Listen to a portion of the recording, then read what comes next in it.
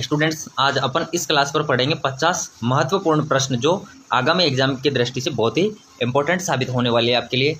तो बढ़ते हैं अपनी क्लास की ओर। अपनी क्लास का पहला क्वेश्चन है वो है यहाँ पर कि रियासतों के विलय के समय जोधपुर राज्य का महाराजा कौन था।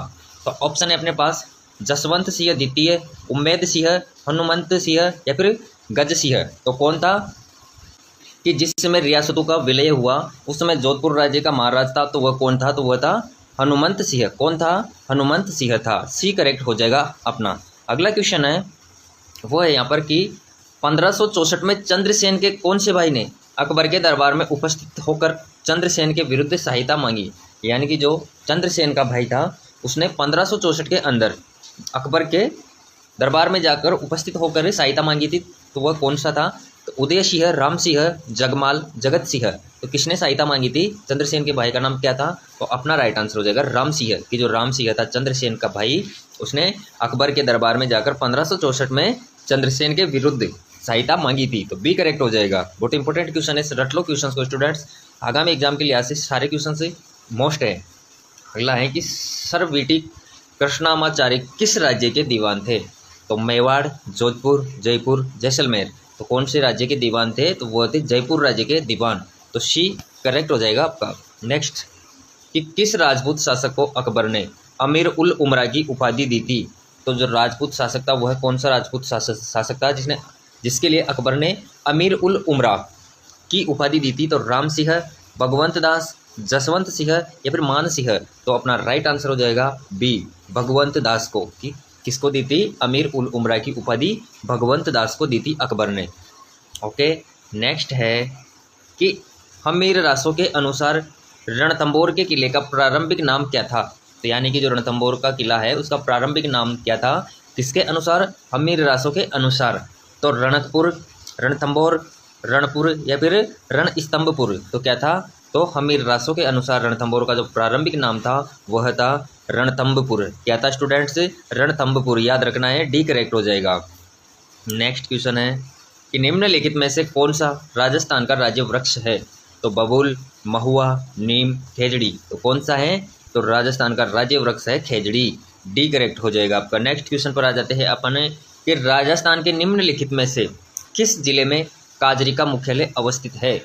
तो जोधपुर, नागौर, बीकानेर, श्रीगंगानगर। तो स्टूडेंट्स बताओ फटाफट से कमेंट्स बॉक्स में आंसर करो कि जो काजरी का मुख्यालय है वो कहाँ पर स्थित है? तो वह स्थित है स्टूडेंट्स जोधपुर में। काजरी का मुख्यालय कहाँ पर स्थित है? जोधपुर में। एक करेक्ट आंसर हो जाएगा। नेक्स्ट क्वेश्चन है कि राजस्थान में लूनी जवाई बेसिन को अन्य किस नाम से जाना जाता है? तो जो राजस्थान में लूनी और जवाई बेसिन है इसको किस अन्य नाम से भी जाना जाता है? तो बांगर प्रदेश, गोडवार प्रदेश, शेखावाटी प्रदेश या फिर मृत नदी प्रदेश। तो किस नाम से जानते हैं लूनी जवाई बेसिन को? तो वो जानते हैं गोडवार प्रदेश के नाम से। किस नाम से? गोडवार प्रदेश के नाम से लूनी और जवाई बेसिन को जाना जाता है। नेक्स्ट क्वेश्चन है अपना कि हाल ही में माननीय श्री ओम माथुर को किस राज्य का राज्यपाल नियुक्त किया गया है? तो किसको नियुक्त किया गया है? ओम माथुर को किस राज्य का राज्यपाल नियुक्त किया गया है? उत्तराखंड को, सिक्किम, मेघालय या फिर मिजोरम। तो करेक्ट क्या हो जाएगा? अपना करेक्ट आंसर होगा सिक्किम। की जो सिक्किम है वहाँ के राज्यपाल के रूप में ओम माथुर को नियुक्त किया गया है।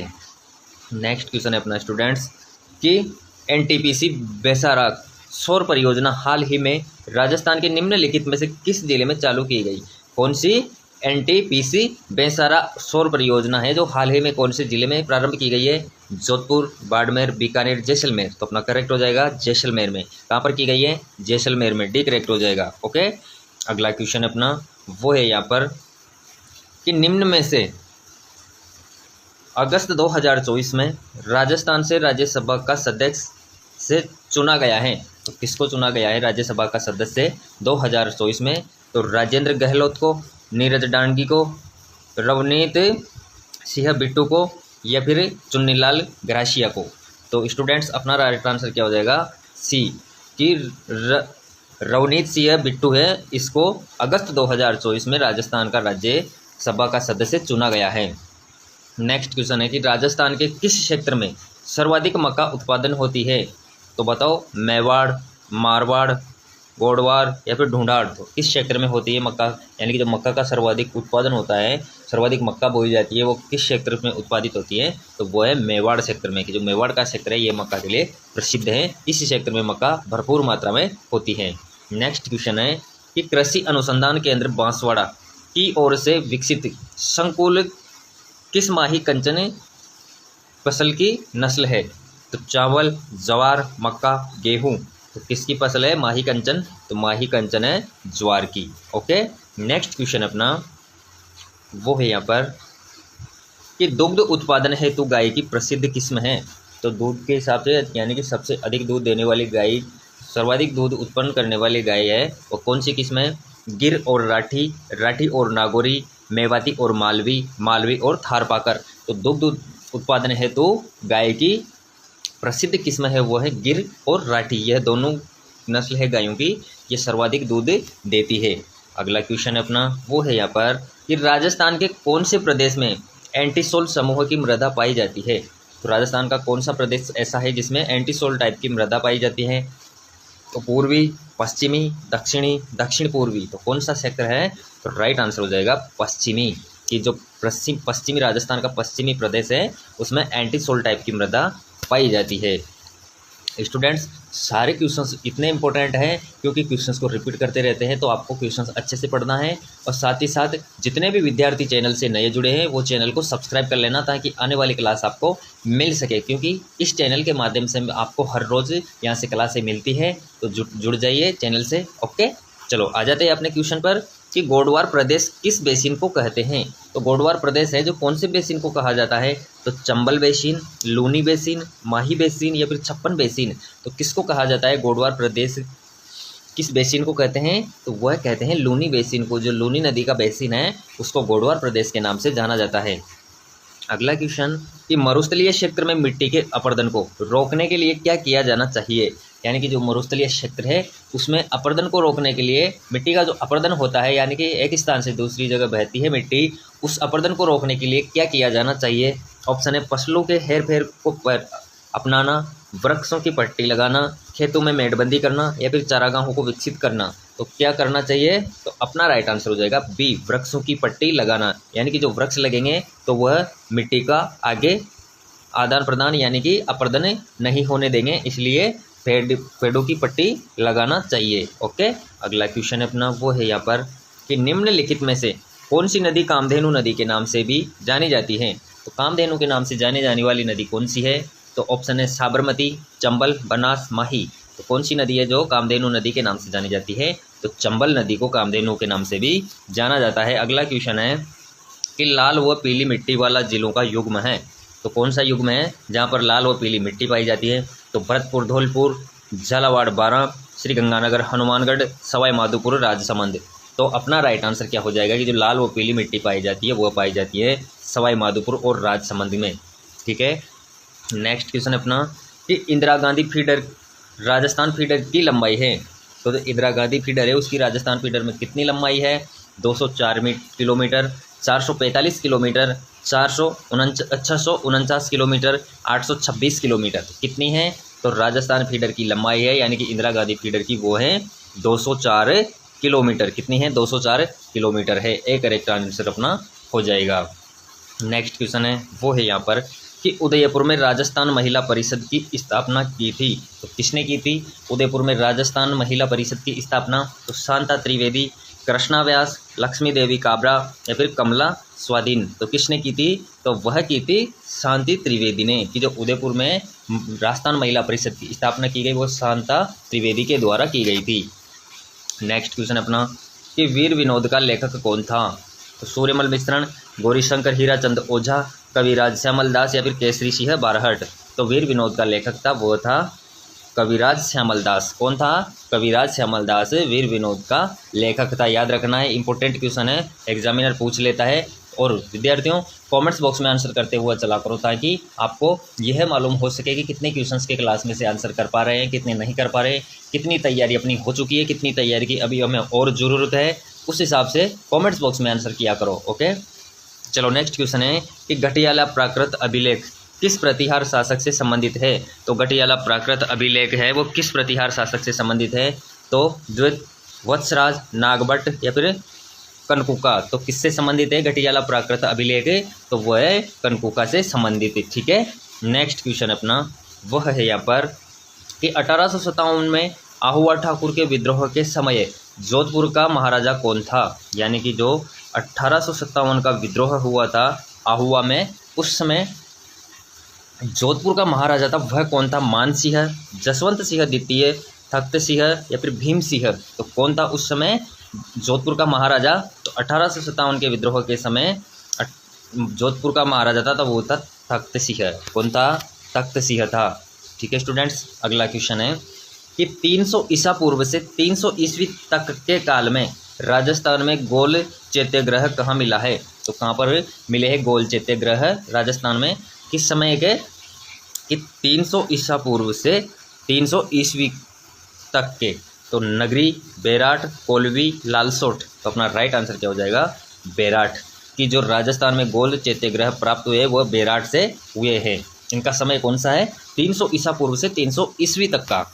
ये चीज़ याद रखनी है, ईसा पूर्व और ईस्वी में कन्फ्यूज नहीं होना है। ठीक है, चलो नेक्स्ट क्वेश्चन अपना वो है कि निम्नलिखित संतों में से कौन मेवात क्षेत्र से संबंधित हैं? तो मेवात से संबंधित कौन से? इनमें से हरिदास, दादू दयाल, लालदास, पीपा। तो अपना राइट आंसर हो जाएगा लालदास।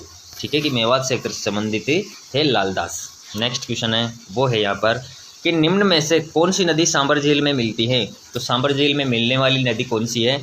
चंबल, आहू, बेडच, मेंढा। तो कौन सी है? तो अपना राइट आंसर हो जाएगा डी, मेंढा। की जो मेंढा नदी है वो सांबर झील में आकर मिलती है। ठीक है, अगला क्वेश्चन है कि निम्न में से कौन सी नदी जयपुर जिले में होकर प्रवाहित होती है? तो जयपुर जिले में होकर प्रवाहित होने वाली नदी कौन सी है? ऑप्शन है सोम, जोजड़ी, बाणगंगा, काली सिंधी। तो कौन सी है? तो अपना राइट आंसर हो जाएगा सी, बाणगंगा। की जो बाणगंगा नदी है वो जयपुर में होकर प्रवाहित होती है। अगला क्वेश्चन है कि नीचे दिए गए राजस्थान के जिलों में से किसकी सीमा पाकिस्तान से नहीं लगती है? तो इनमें से कौन सा जिला है जिसकी सीमा पाकिस्तान से नहीं लगती? श्री गंगानगर, जोधपुर, जैसलमेर, बाड़मेर। तो अपना राइट आंसर हो जाएगा जोधपुर। की जो जोधपुर जिला है इनमें से इसकी बॉर्डर पाकिस्तान के साथ नहीं लगती है, यानी कि इंटरनेशनल बॉर्डर के साथ साझा नहीं करती है। अगले क्वेश्चन पर अपन आ जाते हैं। अगला क्वेश्चन है कि निम्नांकित में से कौन सी पर्वत चोटियाँ उनकी ऊंचाई के अवरोही क्रम से सही है? तो पर्वत की जो चोटियाँ हैं वो ऊंचाई के आधार पर अवरोही क्रम में है, वो कौन सी सही है? ऑप्शन ए है अचलगढ़, जरगा, देलवाड़ा और शेर। बी ऑप्शन है शेर, देलवाड़ा, जरगा, अचलगढ़। सी ऑप्शन है देलवाड़ा, जरगा, शेर, अचलगढ़। और डी ऑप्शन है अपने पास जरगा, शेर, देलवाड़ा और अचलगढ़। तो अपना राइट आंसर क्या हो जाएगा यहाँ पर? अपना राइट आंसर हो जाएगा बी, कि जो ऊंचाई के अनुसार अवरोही क्रम है वो है शेर, देलवाड़ा, जरगा और अचलगढ़। कौन कौन सा है? शेर, देलवाड़ा, जरगा और अचलगढ़। बी करेक्ट आंसर यहाँ से अपने पास में हो जाएगा। ठीक है स्टूडेंट्स, इंपॉर्टेंट क्वेश्चन है। अगले क्वेश्चन पर आते हैं कि निम्न में से कौन सी नदी का अपना संपूर्ण प्रवाह राजस्थान में ही सीमित है? यानी कि एक तरह से क्वेश्चन का बोलने का मतलब ये है कि ऐसी कौन सी नदी है जो सिर्फ और सिर्फ राजस्थान में ही प्रवाहित होती है? तो बनास, चंबल, लूनी, माही। तो अपना राइट आंसर क्या हो जाएगा? वह नदी है बनास। ठीक है स्टूडेंट, की जो बनास नदी है यह राजस्थान में ही प्रवाहित होती है। बाकी चंबल है यह भी दो से अधिक राज्यों में होकर बहती है। लूनी नदी भी राजस्थान के अलावा बहती है और माही भी राजस्थान के साथ अन्य राज्य में भी बहती है, परंतु बनास एक ऐसी नदी है जो संपूर्ण प्रवाह राजस्थान में है, बनास नदी का। ठीक है, अगले क्वेश्चन पर अपन आते हैं। अगला क्वेश्चन है कि रावतबाटा वाणिज्य ऊर्जा संयंत्र निम्न में से किस जिले में अवस्थित है? तो कौन से जिले में अवस्थित है रावतबाटा आणविक ऊर्जा संयंत्र? कौन से जिले में है? कोटा, झालावाड़, बांसवाड़ा, चित्तौड़गढ़। तो अपना राइट आंसर हो जाएगा चित्तौड़गढ़ में। ये जो रावतबाटा आणविक ऊर्जा संयंत्र है वो चित्तौड़गढ़ जिले में स्थित है। अगला क्वेश्चन है कि राजस्थान में स्वर्णिम चतुर्भुज निम्न में से किस शहर से निकला है? तो स्वर्णिम चतुर्भुज सड़क योजना है, उसके तहत बनने वाली जो सड़क है वो राजस्थान के किस शहर से होकर निकली है?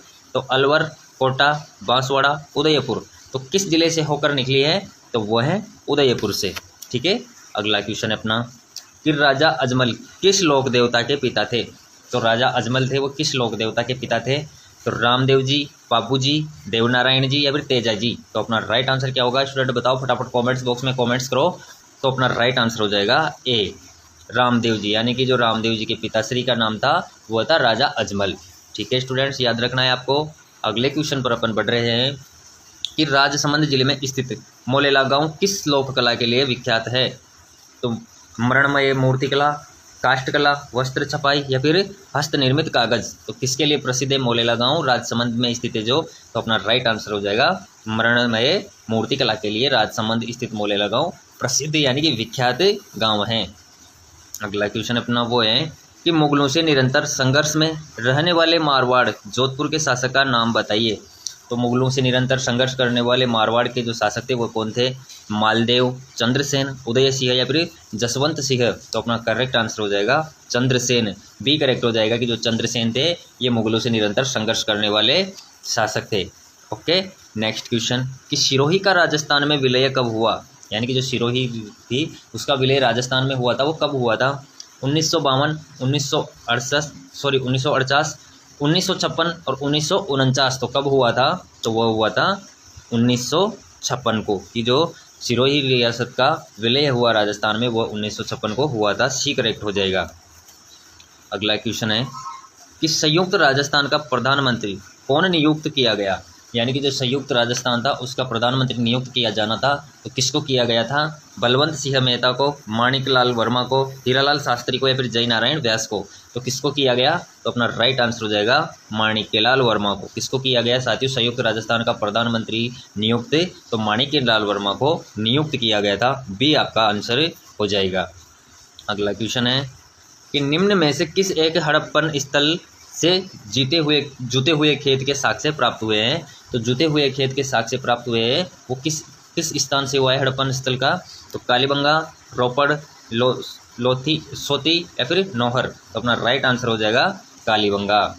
अगले क्वेश्चन पर अपन आते हैं स्टूडेंट्स। अगला क्वेश्चन है कि कालीबंगा वर्तमान गंगानगर जिले में किस नदी के कांटे में स्थित है।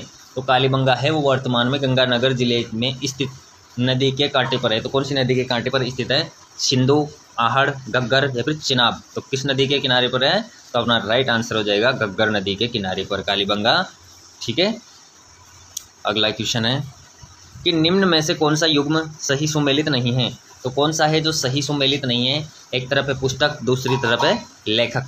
तो बिसल देव रासो, नरपति नाल, खुमान रासो, दलपत विजय, वेली कृष्ण रुक्मणिरी, पृथ्वीराज राठौड़, राव जैत शिरोचंद, शिवदास गार्डन। तो अपना राइट आंसर क्या हो जाएगा, डी। ठीक है, कि कौन सा है जो सही सुमेलित नहीं है, तो डी सही सुमेलित नहीं है। बाकी बिसल देव रासो पुस्तक की लेखक हैं वो नरपति नाल है, बिल्कुल है। खुमान रासो, दलपत विजय, तो खुमान रासो बिल्कुल दलपत विजय के द्वारा लिखी गई है। वेली कृष्ण रुक्मणिरी, तो यह पुस्तक पृथ्वीराज राठौड़ के द्वारा लिखी गई, बिल्कुल राइट है। परंतु डी ऑप्शन आपका है जो सुमेलित नहीं है। ठीक है, अगले क्वेश्चन पर आ जाते हैं। वो है यहाँ पर कि राणा प्रताप सागर बांध राजस्थान के किस जिले में स्थित है, यानी कि जो राणा प्रताप सागर बांध का निर्माण है वो किस जिले में हुआ है। तो उदयपुर, चित्तौड़गढ़, राजसमंद, कोटा। तो करेक्ट क्या हो जाएगा, चित्तौड़गढ़ की जो चित्तौड़गढ़ जिला है उस पर राणा प्रताप सागर बांध का निर्माण हुआ है। सारे क्वेश्चंस बहुत इंपॉर्टेंट है स्टूडेंट्स, और जितने भी विद्यार्थी चैनल पर नए हैं चैनल को सब्सक्राइब कर लो ताकि क्लासें आपको मिलती रहे। इस चैनल के माध्यम से 2 क्लास आपको डेली मिलती है, उसके अलावा एक्स्ट्रा क्लास भी आपको यहाँ से मिलती रहती है, तो चैनल को सब्सक्राइब कर लो। नेक्स्ट क्वेश्चन है कि निम्न में से कौन सा चंबल बहुउद्देशीय परियोजना के अंतर्गत नहीं आता।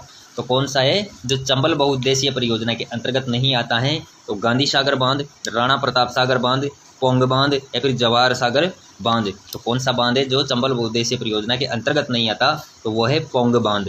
ठीक है, पोंग बांध है वो चंबल बहुउद्देशीय परियोजना के अंतर्गत नहीं आता है। नेक्स्ट क्वेश्चन अपना कि बजाज सागर बांध किस नदी पर बना है। तो बजाज सागर बांध कौन सी नदी पर बना है, बनास, चंबल, माही, लूनी। कौन सी नदी है, तो वह नदी है माही। ठीक है, याद रखना है आपको, इंपॉर्टेंट क्वेश्चन है। अगले क्वेश्चन पर अपन आ रहे हैं। अगला क्वेश्चन है कि भारतमाला परियोजना का संबंध किस सेक्टर से है। तो किस सेक्टर से है भारतमाला परियोजना का संबंध, इंपॉर्टेंट क्वेश्चन है। तो समुद्री सुरक्षा, आदिवासी विकास, महिला सशक्तिकरण या फिर परिवहन। तो अपना राइट आंसर हो जाएगा डी परिवहन, कि जो भारतमाला परियोजना का संबंध है वो सीधा संबंध है परिवहन से। ओके स्टूडेंट्स, तो क्लास कैसी लगी ज़रूर बताना, और इसी के साथ अपनी क्लास यहाँ पर समाप्त होती है। वीडियो के अंत तक बने रहने के लिए आपका शुक्रिया, धन्यवाद। और जितने भी विद्यार्थी चैनल पर नए आए हैं, चैनल को सब्सक्राइब कर लो। आपको रेगुलर इस चैनल के माध्यम से एक क्लास सुबह, एक क्लास शाम को रेगुलर मिलती रहती है। ओके, ठीक है, धन्यवाद।